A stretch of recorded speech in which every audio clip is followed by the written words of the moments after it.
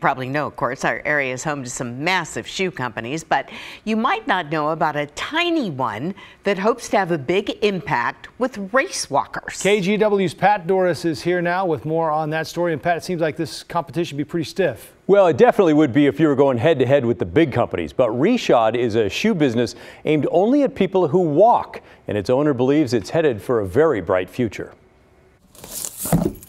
Carmen Jakinski is on her way to the post office again. Orders are coming in fast for her specialty walking shoes. Carmen worked for years in this tiny back bedroom that she didn't want you to see. This was the first prototype to perfect her shoe. Yeah, so I've got hats there, and that's there.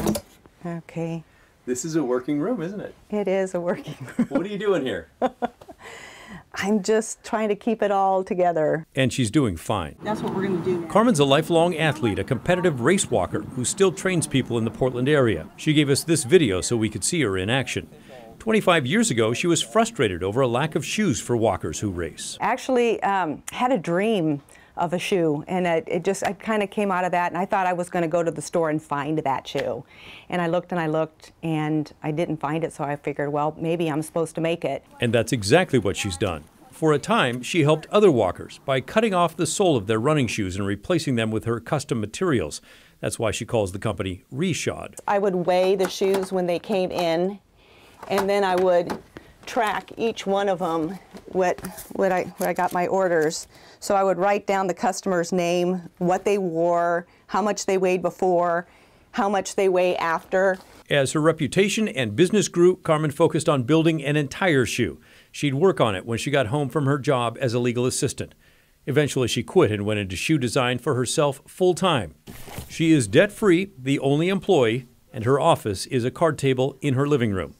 And yes, she's reading Phil Knight's book. It has been a long journey.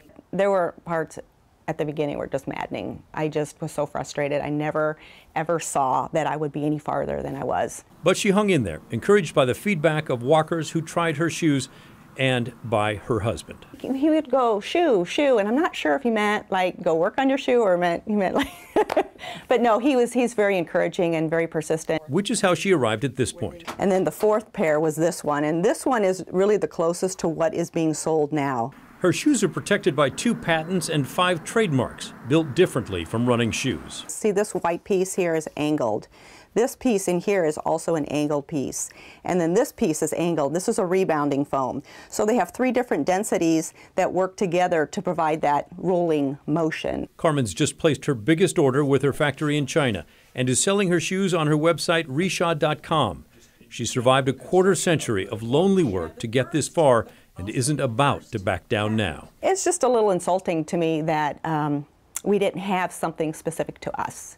And so I think that was a component that just kept driving me to move forward. And actually, when I started resoling shoes, the walkers kept telling me how much they loved this too. And so she's making daily trips to the post office, mailing her shoes to customers around the world, growing her company one order at a time.